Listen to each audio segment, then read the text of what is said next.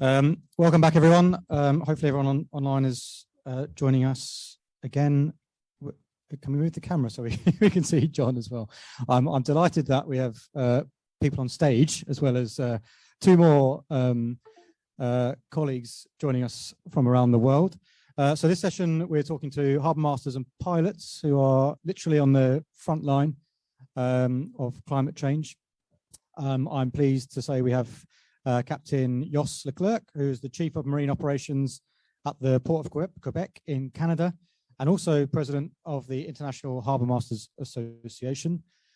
We have next to me Gary Doyle, Group Harbour Master at Peel Ports, who introduced himself earlier.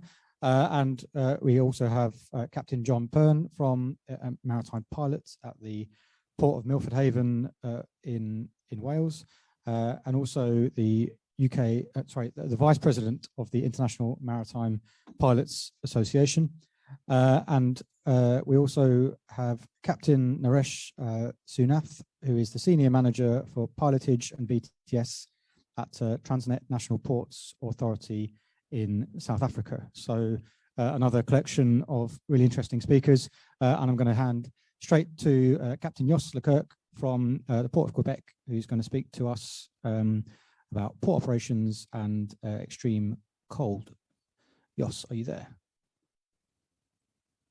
Yes. Yes, but your presentation is not. Yoss, yeah, we can hear you. We're just getting the correct presentation up on screen. Just bear with us for a moment. No problem. There we go. Over to you, Yoss. Thank you. Okay.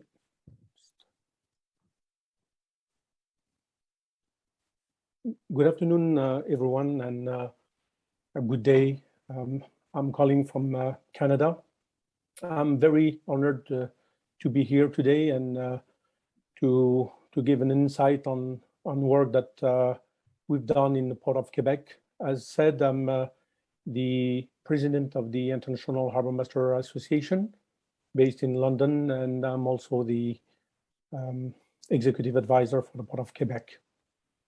I would like just to give a little introduction about the association, which is the professional body for those involved in day-to-day operation of the port, ensuring safety, security, and protection of the environment. We have members from over 50 countries, and we are involved in several international organizations such as the IMO, the IALA, IMPA, and AAPH. We are also providing expertise on several working groups such as PIANC, trying to provide the large and broad expertise from our members to develop guidelines in all aspects of maritime matters. I put a special slide about the Harbour Master because we had the previous presenters talking about port and the great initiative that they have been done, but I wanted to stress the critical role of the Harbour Master in any port authorities around the world. They are the one with their team ensuring day after day, 365 days a year, 24/7, ensuring the smooth operation and the fluidity of activities within their jurisdiction.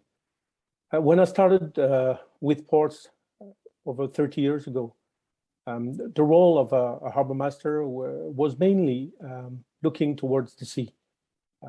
We were ensuring the safety, the smooth movement of vessels in the port, in and out. But today, the role has expanded a million-fold. The harbour master today is involved at the strategic planning, is involved in business development, safety management, emergency preparedness, and I even seen some ports where the harbour master was also the spokesman. Then the role of the harbour master has really expanded, and why I put this slide here, because he's the one, and I was there dealing with disruption because of extreme weather, trying to mitigate issues and problems. Then as far as the Port of Quebec is concerned, it's important to know that in the middle of the St. Lawrence, between the Great Lakes and the sea, the Port of Quebec is one of the top 5 ports in Canada, with over 25 million tons a year of diverse cargo, all of them, plus also a very important cruise operation. It's a deep water port, and also it's the home to the second largest refinery in Canada. And why I'm saying that is because, again, we are talking about climate change, about weather issues, and it's very important, for the Port Authority to remain sustainable and ensure a full resiliency.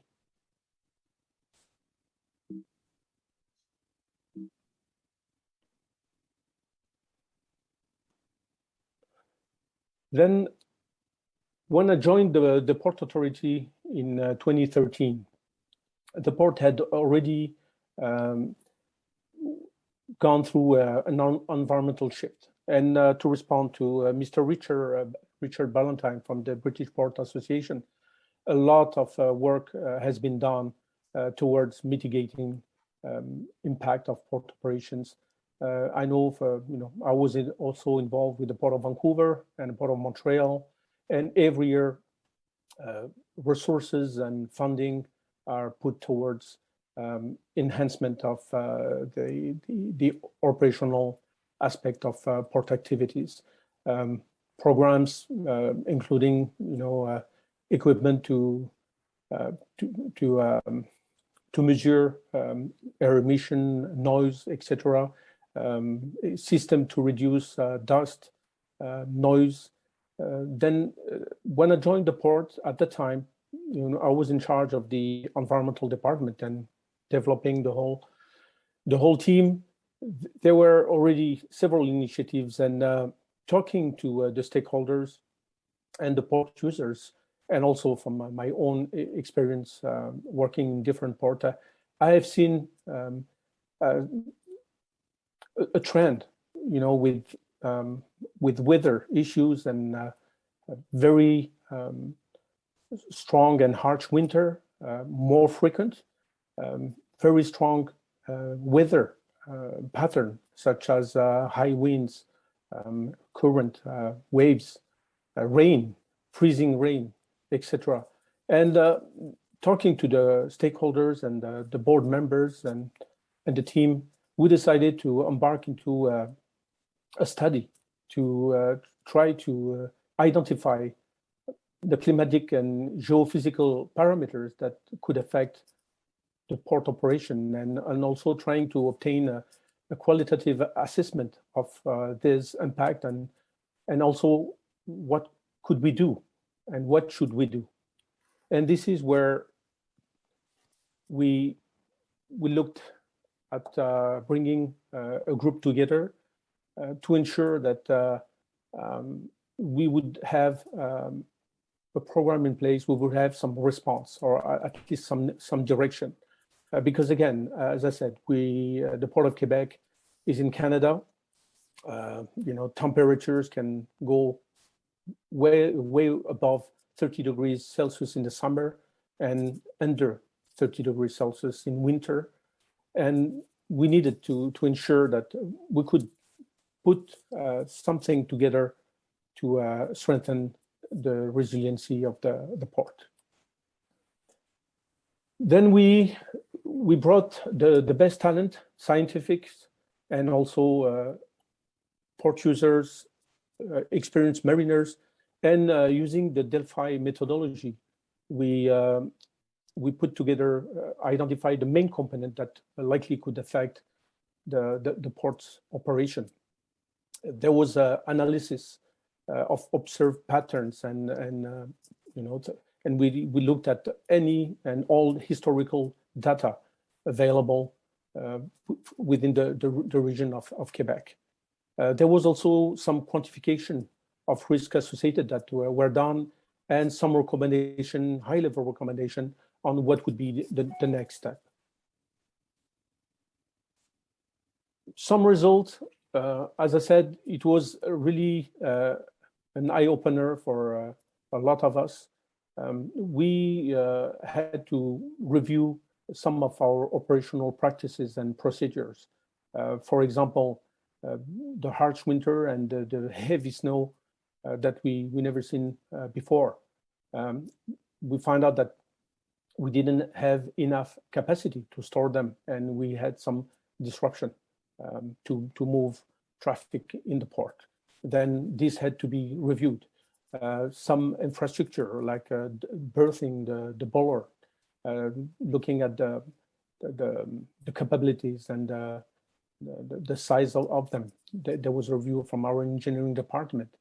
There was also with the union, there was looking at extreme weather, with the heat wave in the summer, how to work and to provide the necessary equipment for our employees and everyone working in the port. There was also, from an HR perspective, there was an adaptation looking at the working schedule. We had, as I said, extreme weather that could last for several days, how to make sure that we could be operational. And also the equipment, heavy snow, heavy rain, trying to make sure that the equipment was available and that we had the capacity to respond. And also training and exercises to make sure that we could be ready for these extreme situations. The lesson learned, as I said, it was a first step, and I think we were among the first ports in the world in 2015 to go through this initiative. Then it helped us to really raise awareness and understanding within the authority, but also amongst the stakeholders that there was an issue, and there were main trend and recommendations, and also trying to address critical situation, potential one, and how we would work with all the marine community. Very important also, it was about the data availability, because when we undertook the study, this was one of the, I would say, the challenge is to find available data on weather and reliable data. Then we, at the Port of Quebec, put a program to be able to collect and reliable and easy access data for future reference. Also, the goal and expectation, going, with the study, and I heard Philip's comment about uncertainty. We went ahead. We didn't really have a straight goal or expectation. It was let's research, let's do the study and see what is going to come out. And it was a benefit for the whole maritime community. Also, the importance of the expert and professional around the table was the reason of the successful outcome, and also the program management around that project. The last lesson learned, it was, as I said, it was doing the study, and it was very, I wouldn't say confronting, but we found out that what we have heard and what we are listening today and what we've been reading, the result of our study were in line with what we see in the review and what we hear around the world about climate change trend, climate change impact, and also looking at for example, in the St. Lawrence River, the potential impact on water levels. We've seen some close situation in the Port of Quebec, and this was also an opportunity to address this water level potential impact in the future. And thank you very much. Thank you, Yoss. That was another fascinating presentation and some clear common themes emerging from today already. Next, we have Gary Doyle, who I think we may have to go back to get Gary's presentation, who's the Group Harbour Master at Peel Ports. Gary, over to you.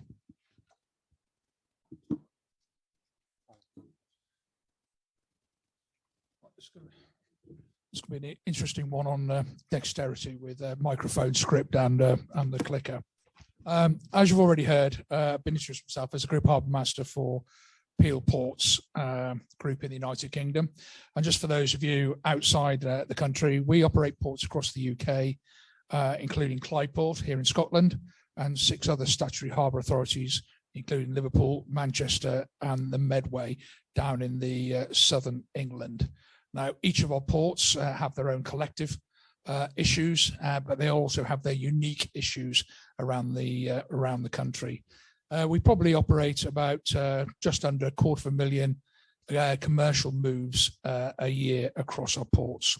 Now, I've been with Peel Ports for 4 years, and I have to say in that time, I have witnessed our ever-increasing efforts to manage our environmental responsibility as a harbour authority within the marine environment. So we just had a light failure. Jump higher, there we go. So in the next 15 minutes, I'm going to state a bit of the obvious and then highlight a couple of projects we are looking at. Now, the way I look at it, the most dangerous phase, in my opinion, in any language, is we have always done it that way.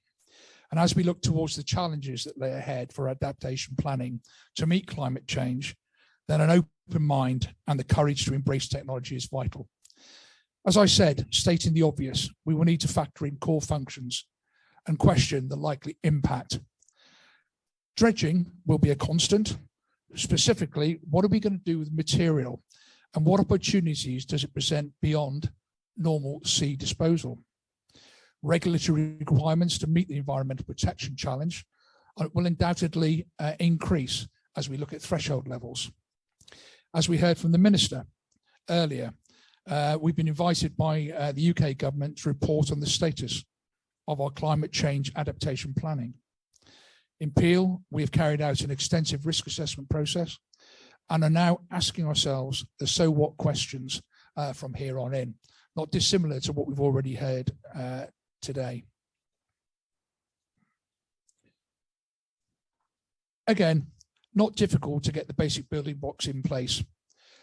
We started our risk assessment process with a mid and long-term projection exercise, and we utilised an external consultancy firm in support. We primarily based this on the Port of Liverpool, but the enduring themes that came out were applicable across all our ports, and we've heard about many of them today. We looked at risks and vulnerabilities for marine assets, activities, and operations. And again, you would not be surprised by the outcomes and the main risks identified. Many of you are covering a lot of these subjects, so I'm going to skim over the top of dredging and sediment management and biosecurity and look at what we've been up to. And as ever, we're always open to suggestions, and any good ideas are always welcome.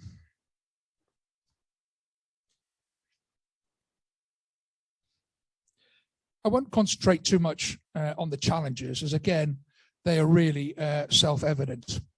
Changes in sea levels, waves, and storminess. Not sure if that is a word, but I think it encapsulates it quite nicely. We have looked at disposal options and particular beneficial use options. In other words, we've asked ourselves, could we do better in what we're doing with the the sediment that we actually bring up from around our harbours? Essentially, and the first project we looked at was the Mersey estuary.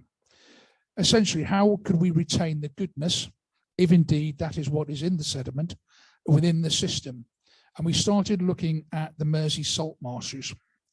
And what we were looking to do is to retain that sediment within the system and allow natural processes to move the goodness around and keep the marshes up with any sea level rises. It was a reasonable success, and so far we've deposited about 400,000 cubic meters of sediment on those salt marshes. And the work was recognised by the award of Piank's Working with Nature certificate. So that was very much our first foray in trying to see whether we could keep that sediment within the ecosystem. The second area we're looking at is actually here on the Clyde. Here we have asked ourselves a couple of questions and not only looked at the wet side, but also the dry side. On the wet side, we have looked at the intertidal habitats to look at the maintenance of that habitat, but also what role they play in flood defence, blue carbon stocks and the role in sequestering. We are currently investigating a portion of the River Clyde and are in advanced discussions over the viability. We have the support of regulatory and environmental bodies, and we hope to advance this in the very near future with a trial.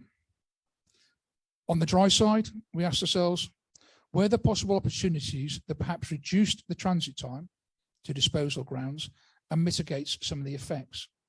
Again, not rocket science, but support of coastal building projects. And here again, we're in advanced negotiations to participate in a project utilising the sediment. We are committed to support the interrelated natural processes and have recently signed, along with the Port of Rotterdam, I believe, the Sewnath pledge. This pledge is really relevant to harbour masters, and we encourage you to take a look if you haven't seen it, and if you feel to be able to follow us, to sign up to that as well. I'd now like to look at invasive non-native species and biosecurity. Now, as you can see from this, the estimate cost is absolutely eye-watering. But globalization, the statement there, I'd ask you, is that a statement or is it a question? And that's probably one for you to decide yourself. Pathways, again, obvious, and some interesting challenges, and particularly commercial challenges there. The risk, again, not rocket science, is the displacement of native species on an ecosystem scale. Aquatic environments provide a number of ecosystem services. Of particular relevance is their ability to provide protection from floods and coastal erosion. The establishment of invasive non-native species can pose a big risk to the functioning of these systems and therefore the regulating services that these systems provide. They can present a number of operational risks to port via fouling or smothering, reef building or burrowing. Particularly an issue if this means we can't carry out our statutory duties, e.g. dredging to maintain a safe navigable depth. The mantra here, I think, is prevention is better than cure. But the question for us, is this a battle we can actually win? I think, again, a lot of this is sort of obvious to us all, and that is education and good practice. There is some ill-informed opinion out there, and we need to work together to educate and arrive at a common understanding, working together to reduce the possibility of transfer and spread. Good practice needs to be embedded in the psyche of the industry, just like life jackets and hard hats. It's something we're working on quite hard within Peel to get that within the psyche. As a statement for you to consider, following the Japanese tsunami in 2011, almost 300 species were transferred via plastic rafting across the Pacific. So regular removing of debris from around ports is not only good housekeeping, but presents an opportunity to reduce the introduction and transfer of non-native species via this pathway. Some ideas and looking at the practical management. What have we been looking at? We've developed vessel hull cleaning guidance out to our individual ports, bio-risk assessments for small activities and large-scale projects, basically getting us to think about it. For example, moving an oil rig from Medway up to Great Yarmouth. You know, it's not that long, that far along the coast, but actually, what are the implications of that? Regional workshops to discuss possible management techniques. Now, this is not only engaging with the local groups, but it's also our own marine managers.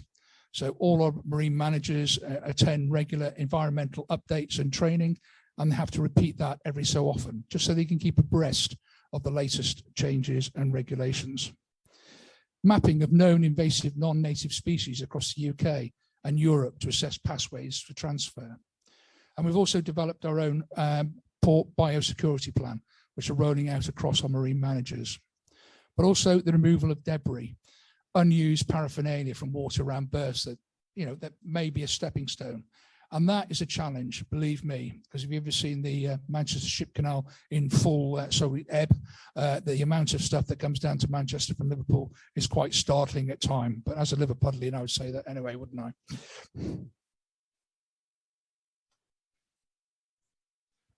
So what adaptation measures are we talking about? As I've sort of highlighted, the issues are in-water cleaning and cleaning of equipment and plant machinery. So the answer, and I put question marks there because some of these are commercially viable, some of them are not commercially viable, but it's something perhaps we need to look forward to.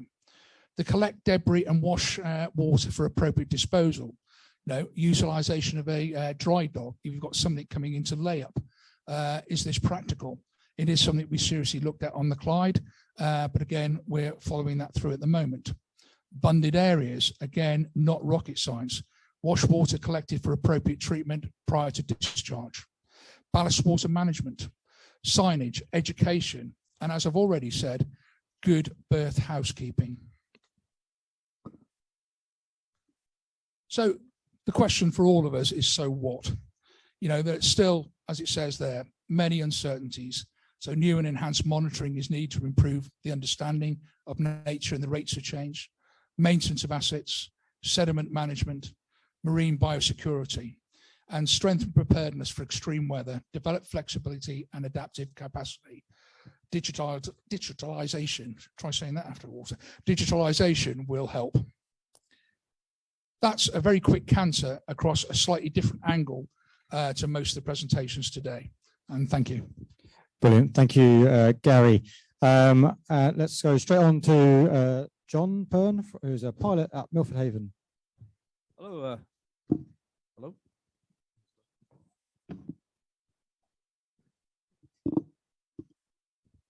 Hello. One of the disadvantages of being one of the later speakers is most of what you're about to say has already been said. We'll first go to Yoss. Everything he said about the International Harbour Masters Association stands true for the International Maritime Pilots Association. We're represented in over 50 countries. We're based in London, and our president is from Quebec in Canada. I've tried to take a different view of looking at how pilotage is affected across the world rather than just concentrate on my own port. Every port is unique in its own location. They'll have developed differently over decades, or in some cases even centuries. Many will have developed under constant assumptions about topographical and meteorological conditions. Therefore, it really should come as no surprise that the effect of climatic change on each port will be different.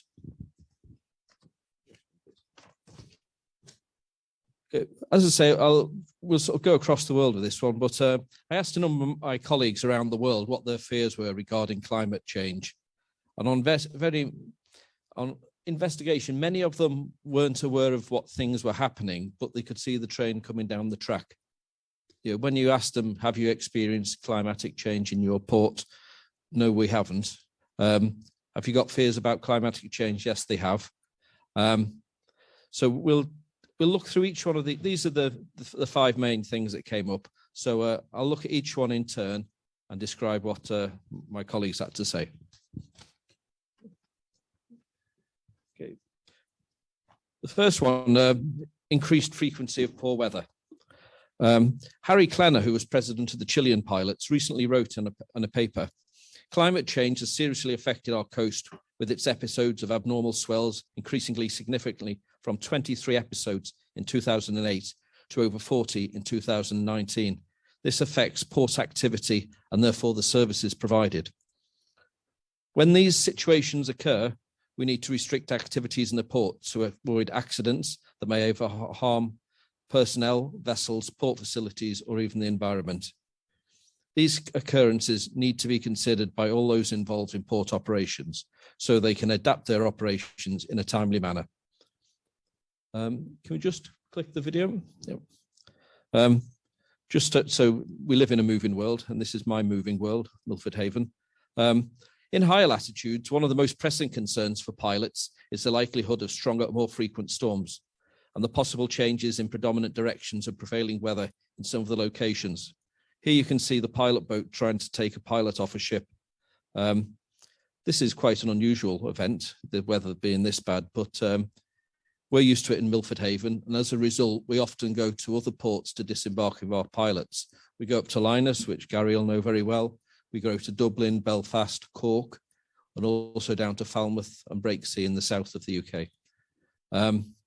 Another issue which has been mentioned before is the resilience of navigational buoys. When you have a weather episode like that, it's not unusual to lose the buoys at the entrance to the channel. And quite often in the winter, our buoys are swept out of position. Fortunately, we have land-based leading marks and leading lights, which we can use to access the port through the main channel when this occurs. Another consideration of frequent stormier weather is the effect of wind limits on berthing operations. We import LNG at Milford Haven, and these are rather large vessels, around 345 meters long. And because of the size, we have maximum berthing parameters, which are typically 25 to 30 knots. If you go around the world, you find all the other LNG facilities have similar berthing parameters. But if we have more frequent bad weather episodes, then the windows for berthing these vessels is going to become smaller and smaller. And going forward, you really need to include the conversation about weather in the berthing times. At the moment, they're determined by the charter day at the charterer's office, somewhere in a nice warm city office.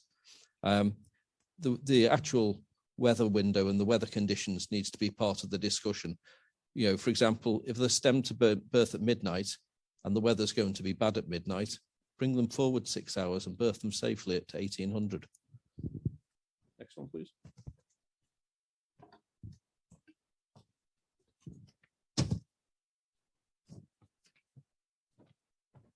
Here's one that Gerardo covered earlier. A quick troll on the internet produced 3 headlines which stood out to me. In May 2011, the China's Yangtze River was closed to ships by severe droughts. 8th of August 2015, the Panama Canal ships were asked to carry less cargo. And on the 1st of September this year, it was the BBC headlines, South America's drought hits the Paraná River at 77-year low. Unfortunately, I didn't have as nice a picture as Gerardo, but the picture I've got here is the Panama Canal. So I'll discuss that and the problems they have. Since it opened in 1914, the canal has been the hub of world trade. Today, typically about 15,000 vessels a year complete the transit. After its expansion in 2016, new draft limits were set at 15.24 meters. But the canal is facing problems. The entire system is fed by rainwater, and despite water-saving measures in the new locks, the increased water utilisation and limited capacity to save water has forced them to establish draft restrictions just about every year since the new locks opened. So typically, you'll see restrictions down to about 13.2 meters or something like that. So that's almost 2 meters less than what the design capability of the canal was. The canal is now regularly running low on water. In 2015, they recorded the second lowest figure in history, and the Gatton Lake was at its lowest level on record, 36% below average. 2019 was not much better, with 34% below average water levels in the lake. At the same time, temperature rise has led to a 10% increase in evaporation from the reservoirs which supply the canal. All this provides significant challenges for the system of the waterways and reservoirs that have been developed to support the system. So now if we look at the other side of the coin, next slide, please. Just to prove pilots are never satisfied, we complain about not enough water. Now I'm going to complain about too much water. Rising sea levels are modeled to happen just about under all climatic change scenarios. And on the face of it, that would be a bonus for draft restricted ports. However, this may bring about significant impacts for many ports, as many port infrastructures are vital to protecting nearby populations and businesses. These are two examples. I don't know if Gary recognises the one on the left. That's the lock gate at the Manchester Ship Canal on a spring tide with a northwesterly gale, with the actual water from the river topping the canal lock gate. The one on the right is the Thames Barrier. The Thames Barrier was, as you all probably are aware, protects the City of London. At 10:15 on the 21st of October, just a few days ago, the Thames Flood Barrier was raised to protect London for the 200th time since it commenced operations in 1982. Despite only being in operation for less than 40 years, it's already envisaged it will be insufficient within a few further decades. So they're actually in the process now of considering another flood barrier further downstream. You might ask what the effect is on shipping. If you were to look at an old map of London, you will see that the Docklands, which was the heart of London many years ago, is upstream of the flood barrier. There's very, very little commercial activity there now. All the commercial activity is now downstream of the flood barrier. So obviously the location of the next flood barrier will really determine how London operates as a port going forward. And if you consider in the early 80s, the largest container ship was about 200 meters long, and we were told that's as big as they're going to get. We have now got container ships 400 meters long. So you've got to really think long and hard about how big the gap is in your flood barrier for ships, because it will constrain any development upstream of that barrier for future generations. Historically, though, climate events don't always, we've had climatic events in the past, and as you know, what is bad for some people does present opportunities for other. Please, yeah. So just a bit of lightheartedness. From the result of a flood, somebody benefited. Okay, the next one, please. Okay. This is where I go back to Yoss. One of the expected consequences of climate change, and certainly in some reports regarding Canada, have been more positive. Yoss did talk quite eloquently about extreme cold events in Canada. The other side of the coin and the other prediction is that temperatures may rise. So this could very well extend the operation of the St. Lawrence Seaway and the Great Lakes from March, currently closed sort of March to December, December to March, could certainly extend the period. I think what it proves, we all know that it's change. We can all predict change, but we can't predict when it will happen. However, many people are looking further north to the Northwest Passage as an opportunity to shorten sea voyages. Currently, there's very little commercial traffic this far north, with the exception of small domestic fleets supplying Indigenous peoples and special workers. However, back in 2013, a commercial bulk carrier, the MS Nordic Orion, transited the Northwest Passage on a journey from Vancouver to Finland. They saved a reported $80,000 in costs and carried 25% more cargo compared with going through the Panama Canal. As commercial use grows, a number of challenges may arise.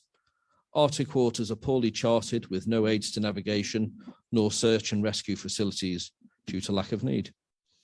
Canada may be obliged to put resources in these northern provinces for safety and environmental protection reasons. Currently, the Northwest Passage is considered to be domestic waters for Canada. If it remains such, similar to the Suez or Panama Canal, then they're able to charge transit fees to cover such infrastructure as pilots. There aren't any there at the moment. There may be calls from other nations for it to be designated an international waterway, allowing unimpeded passage to international shipping. Moving further east, round to Greenland, pilot services have recently been integrated with Denmark, with DanPilot, and they're now considering providing pilot services for vessels visiting Greenland. And we go further east again. Russia is heavily investing in infrastructure to develop a North Sea route as the Arctic warms at a faster rate than the rest of the world, with plans to begin a year-round shipping in 2022 or 2023. The route is currently used for hydrocarbons exporting LNG, but it's soon expected to be joined by 80,000 tons a year of, 80 million tons a year of container shipping. Next one, please, Gary. One of the big problems for pilots is the introduction of eco-friendly fuels. Before I came in here today, I went to visit the simulator, and I was chatting with the operator, and he was telling me that the local ferry, the Kalmak ferry, the new one, is actually now powered by LNG, liquefied natural gas, which obviously is more environmentally beneficial. The downside of it is, though, the response of the engines is much slower than traditional diesel oils or fuel oils. I was on a ship recently, and the ship was fueled by LNG, and the captain sort of meekly advised me that its astern power was only 28% of its ahead power. So when you're going full astern, head going towards the dock, that's quite a consideration. So the other problem is the large tanks on deck for these LNG powered vessels provide windage, which means you're going to have to consider in heavy wind conditions taking tugs that you might not previously have taken. Sail assisted vessels, many hydrological research institutes are now being asked to model these. These will certainly bring a change to pilotage activities going forward. The next one, please. And finally, planning for climate change. Sustainable development is a tremendous keynote phrase with environmental groups. Ports are no strangers to flooding or extreme weather, but however, it's likely that they'll become stronger and more common in decades to come. We need to develop better forecasting so we can determine when pilot operations and berthing can take place. Berthing windows need to consider environmental factors. Ports need to design standard and performance of the existing assets to design resilience into the system. I mentioned leading lights, fixed lights on the land, or even perhaps as we go forward, electronic navigational aids, sort of electronic buoys that aren't actually there physically, but can be put there very quickly. And finally, ports and assets have a lifespan of several generations. It's important that when we design new infrastructure, we consider what the weather's going to be like in a century's time, not just today. Thank you. Brilliant. Thank you. Thanks, John. That was brilliant. I really enjoyed that. I've got loads of questions again, but our final speaker is Captain Naresh Sewnath from the Transnet National Ports Authority in South Africa. Naresh, can you hear us? Are you there?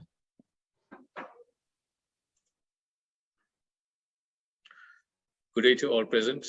My name is Naresh Sewnath. I am the Senior Manager, Pilotage and VTS in Transnet National Ports Authority. And my function here today is to speak on climate change effects in terms of adverse weather conditions, mitigations and adaptations. Now, a little bit about South Africa. There are 8 commercial ports in South Africa, and they're divided into 3 regions. The KZN ports, which is Richards Bay, Durban, Eastern Cape ports, East London, Nougat, and Port Elizabeth, and the Western Cape ports, which is Saldanha, Cape Town, and Mossel Bay. The rail network extends to about 20,500 kilometers, and they handle over 200 million tons of cargo per annum on rail, over 4.3 million TEUs per annum in all ports, and over 18 billion liters of fuels and oils. Now, in terms of COP26 goals, we are to secure global net zero by mid-century and keep the 1.5 degrees within reach. And in order to do that, countries are asked to come forward with ambitious 2030 emissions reductions targets that align with the reaching net zero by the middle of the century. And to deliver on these stretch targets, countries have to accelerate the phase out of coal, curtail deforestation, speed up the switch to electric vehicles, and encourage investments in renewables. Now, also to adapt, we need to protect communities and natural habitats. And the climate is already changing and will continue to change even as we reduce emissions. At COP26, we need to work together to enable and encourage countries affected by climate change to protect and restore ecosystems, and to also build defenses, warning systems, and resilient infrastructure and agriculture to avoid loss of homes, livelihood, and lives.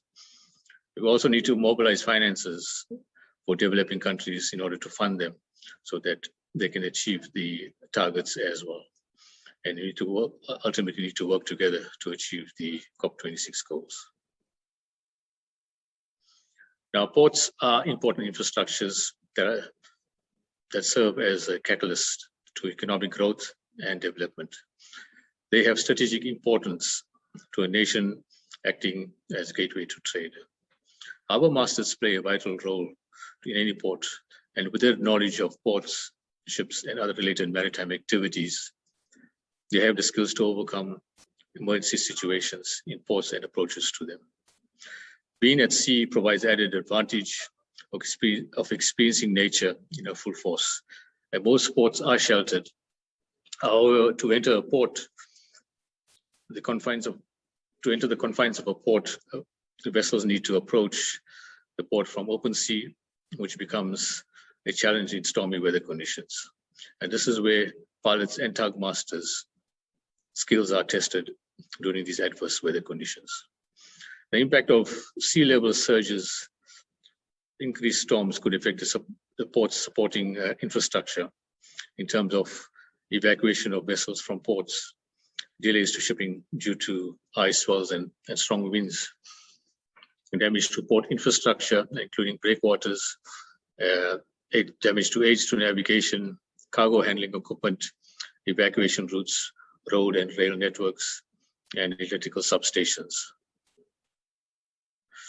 In terms of sea level rise relating to safety of navigation, taking into account that the maritime transport accounts for almost 90% of international trade, sea level rise could impact the risk of flooding and overtopping, and the increase of water into sensitive vessel traffic services equipment with consequent power loss has been identified as an event that could impact safety of navigation.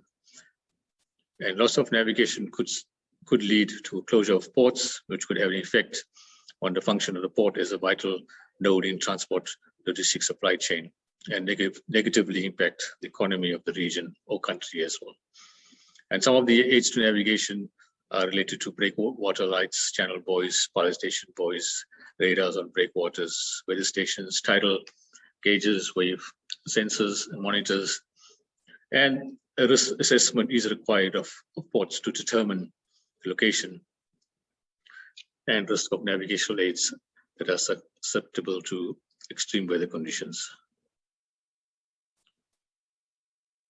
In terms of global growth of container vessels, over 50 years of container ship growth, the container carrying capacity has increased by 1,500%. And if you look at the last decade, this has doubled. Look at the MMS, which in 2006 had a carrying capacity of 11,000 TEU, and now you have vessels close to 24,000 TEU. These are large ships carrying a lot of containers with a huge risk in terms of loss of containers into the ocean in adverse weather conditions as well. This is basically an internet download of the recent larger vessels that have been built. As you can see, 400 meters in length and over about 61.5 meters beam, and maximum TEU of 23,992. Climate change effects within Africa. Now, the graph across shows the 10 hub ports within Africa, indicating that the top 3 are located within South Africa, namely Durban, Cape Town, and Nougat. And South Africa actually provides a primary choke point basically in terms of Cape of Good Hope. Within these complicated international shipping routes, therefore highlighting the unparalleled strategic economic importance of the South African port system within the Southern and Eastern African trade region. Due to the integrated supply chain and intra-regional dependence, risks affecting the South African port system will have both a direct and indirect economic impact on the Eastern and Southern African regions.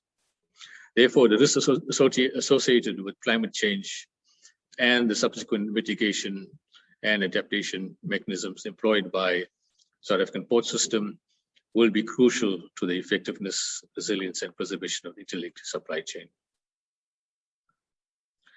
Risk management, basically, you need to make sure, I think in terms of enterprise risk management, that the framework should aim to address both the short-term and long-term climate-related vulnerabilities, as the impact of such risks are both detrimental and extensive. Some of the developed countries like UK, Australia, Canada, and Denmark have invested in research and finance as well in efforts to addressing the projected impacts of climate-related risks. So effects of climate change on ports, port infrastructure is critical to the global economy and is particularly vulnerable to climate risks.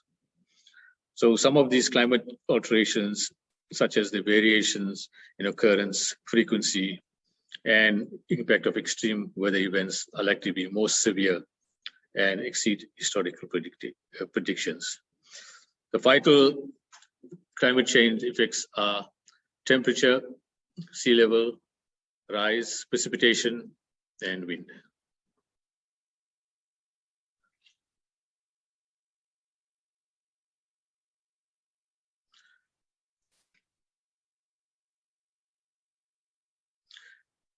These are some of the South African port-related shipping delays experienced over a 5-year period, and they basically indicate a rise in delays due to weather conditions. And as you can see, the impacts are mainly in the larger ports like Cape Town, Durban, and Richards Bay.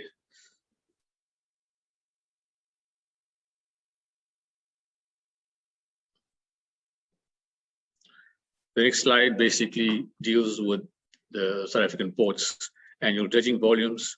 As you can see by the numbers, in 2010-11, we actually purchased a new dredger, and that trade suction option dredger has assisted greatly, I think, in terms of overcoming the backlog in dredging. So you see 2011 and 2012 and 13, there were high volumes dredged, and there was another addition to the dredging fleet as well. So we currently have 2 trade suction hopper dredgers and 1 crab hopper dredger as well. And previously the target was around 2.5 million cubic meters, but now averaging around about 2.7 cubic meters of sediment that are removed in the port system. The pilot's tools of trade, these are the harbor tugs, helicopters, and pilot boats. And you also have like launchers and workboats and so on. But these are primary tools that also, I think, in terms of looking at climate change, you need to make sure we adapt and have increased bollard pull tugs. The pilot helicopters are basically more tolerant in terms of weather conditions, where there's no limit in terms of swell height for helicopter. Some of the weather-related incidents in the South African ports, I won't go through all of them, but I think what the most outstanding one was in October 2017 in the port of Durban, which is a major hub linking the hinterland trade routes within the region. And operations were seized due to a massive storm resulting from significant wind that was over 70 knots, and also significant damage due to the storm, with storm surge, flooding, including vessels running aground. There were about 5 vessels that ran aground and were recovered within a period of about 5-6 hours. And infrastructure damage, also massive spillage due to the containers falling off vessels as well. Then in 2018 as well, there was quite a storm, I think, in terms of the port of Port Elizabeth, where the container gantry actually fell into the port entrance and stopped operations for a while. So high-level mitigations basically lead to vessels in terms of your mooring systems, ensuring that you have adequate mooring system in place to mitigate adverse weather conditions. Also looking at underkeel clearance, measuring tools, vessel traffic services, risk assessment, weather monitoring in terms of current tide, as well as data storage for climate change studies, the oil spill contingency plans updated, established vessel for coastal response, which is dedicated for that purpose. We have something called OSIMS, which is Oceans and Coastal Integrated Management System, dealing with vessel tracking, biodiversity, environmental impacts, and flooding monitoring as well. Then also alerts and warnings are required, I think, in terms of where there is, not during normal weather conditions, but when extreme weather conditions are expected. And you also have, I think, in terms of research and development, that can lead to innovative ideas on future infrastructure planning and development to ensure adaptation to environmental conditions. MARPOL 7378 Annexure 6 deals with air emissions from vessels, which assist in reducing the global greenhouse gases. And we also have partnerships with GLOMEP, which is a global maritime energy efficiency partnership formed to monitor and control emissions from ships. This is basically in terms of MARPOL 7378 Annexure 6, dealing with prevention of pollution from ships. And the mandatory requirements deal with the energy efficient design, ship energy efficiency management plan, as well as emission controls. And these also to reduce nitrogen, sulfur, and other ozone depleting substances. In terms of climate change adaptation, you are, in terms of your business continuity, is preparedness, which is prior action geared to avoid or limit disruptive events. And you have responsiveness, which is action geared to dealing with immediate impacts, and then your recovery, which is actions geared to getting the port back into operation. In terms of preparedness, this will address the long-term planning through integration of climate change in parameters into port planning and design of infrastructure, and also operating parameters of by adapting infrastructure and operating procedures. So for preparedness, you basically need to have sufficient or predicted modules of study to conduct this. And there's therefore the need for different phases in terms of study, where you have needs analysis done, your data analytics, risk and vulnerability assessment, and then your business cases in terms of funding that particular project. In terms of responsiveness, this is basically looking at immediate, like you mentioned, impacts and how we respond to it. These are the weather monitoring, the early warning systems, larger pool, bollard pool tugs, and adequate resources for that.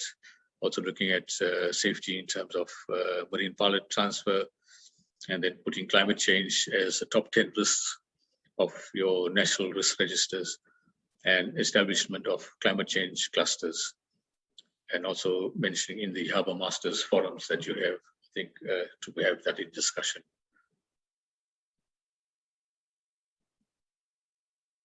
So recovery is basically dealing with your business continuity and how you deal with making sure that business continues after an event. And this is basically looking at strategic ways of how you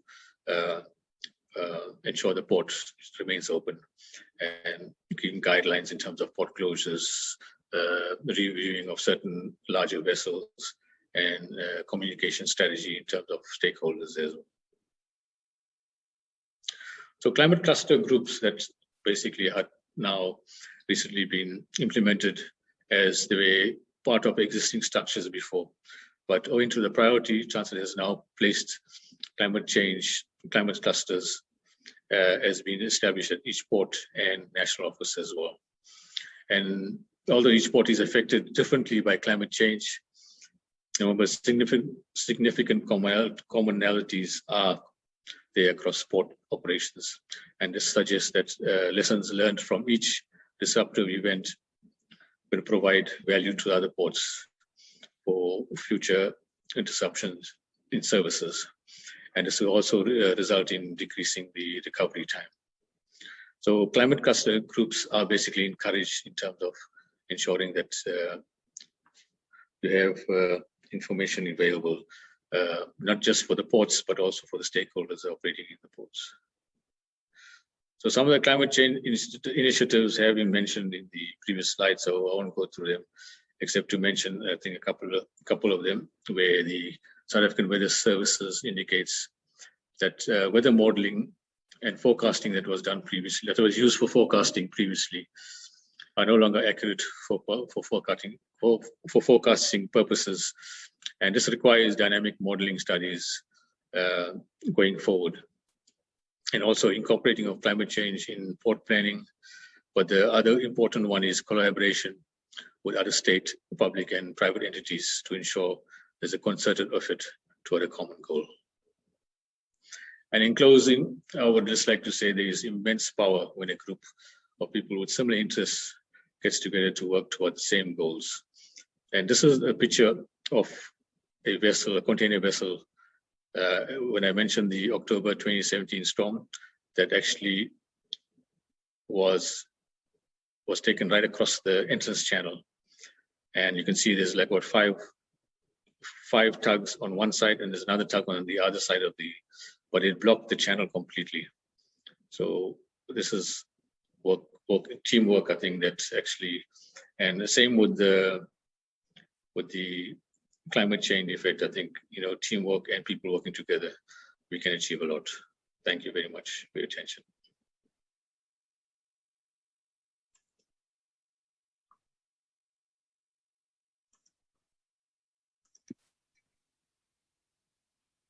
Let's take a few questions from our online guests, and anyone in the room, please get your hand up if you have a question for our panel, and hopefully Naresh will rejoin us. Anyone in the room, whilst Lisa, is there any way we can find any questions from online? Someone let me know. Any questions in the room, first of all? Well, Tim.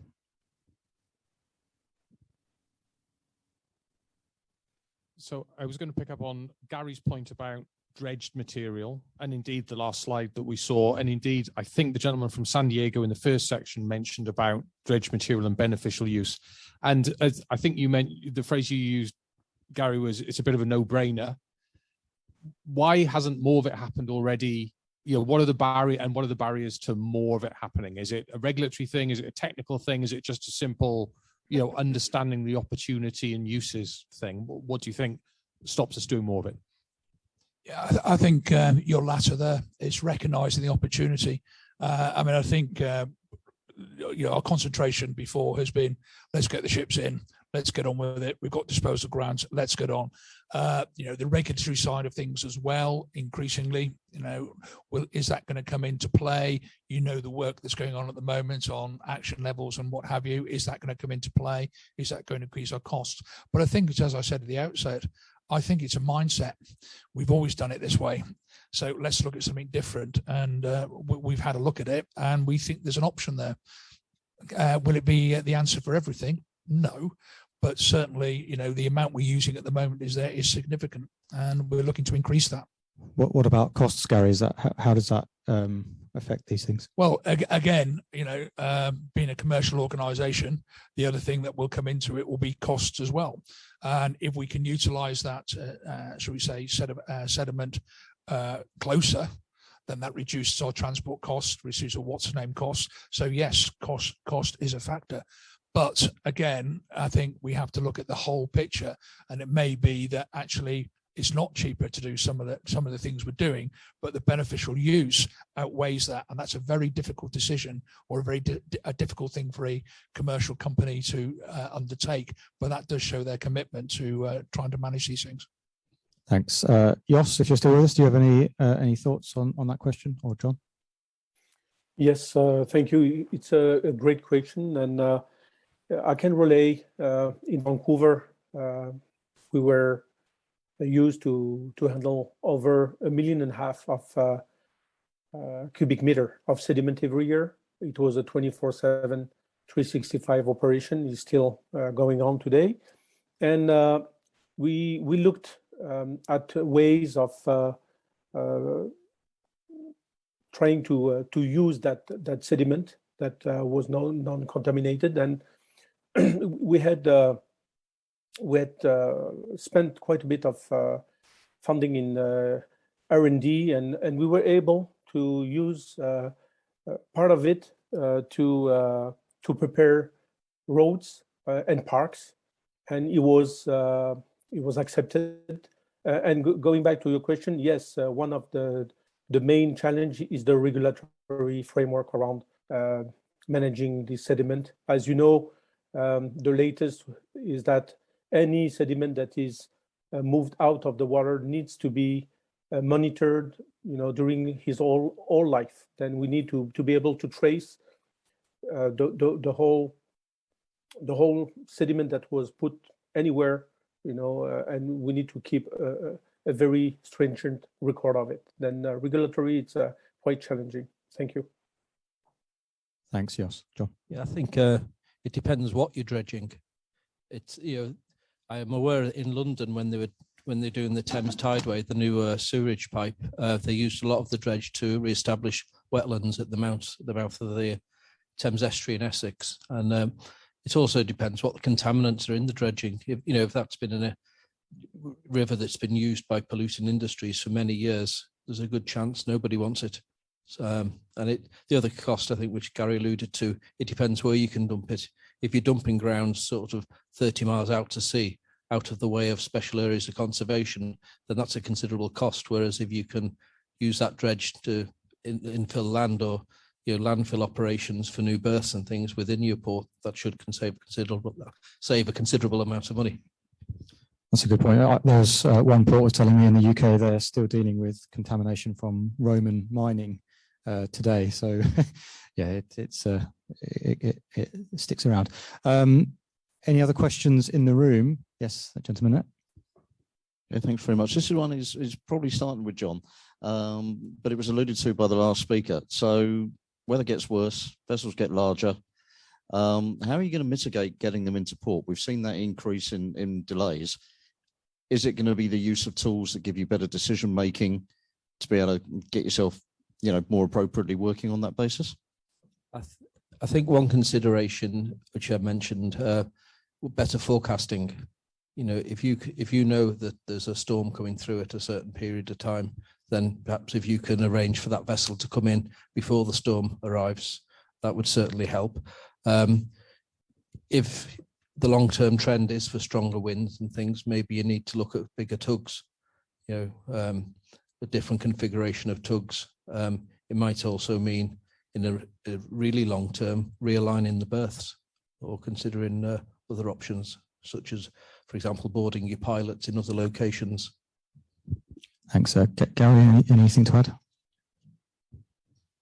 No, I'd agree with that. It is looking at how can we protect the berths. I mean, we have a particular issue with the river berth we're looking at, and as you say, towage, and also looking at what sort of technology we can also bring to bear to help both in forecasting and also in ship handling. I know John will probably say, I don't like that, but that's something we need to look at. Thanks. And Yoss, any thoughts on how you handle these ships in more extreme conditions?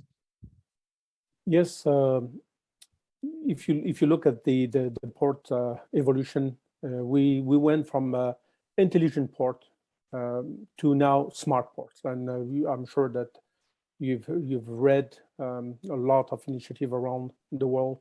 The digitalization of ports is also is happening in several ports around the world.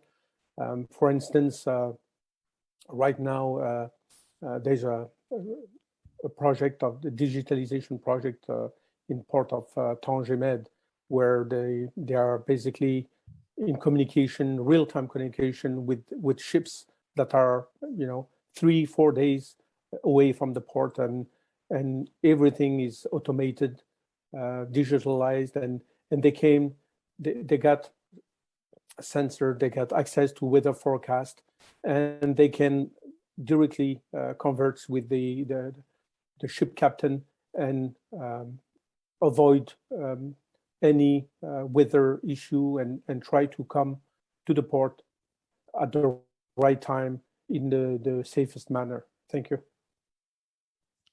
There are also consultants out there that do quite a lot of consultancy into looking at optimization of berthing, and perhaps getting more involved with those studies to see what they can do for you is probably worth something to consider.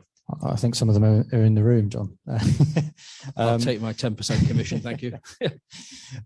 Thank you. I think we've got a question online. Can we get that on the screen? Is that possible? Thank you. Phil Buckley, what impact will automation and data exploitation have on physical pilotage? John, do you want to start us off again?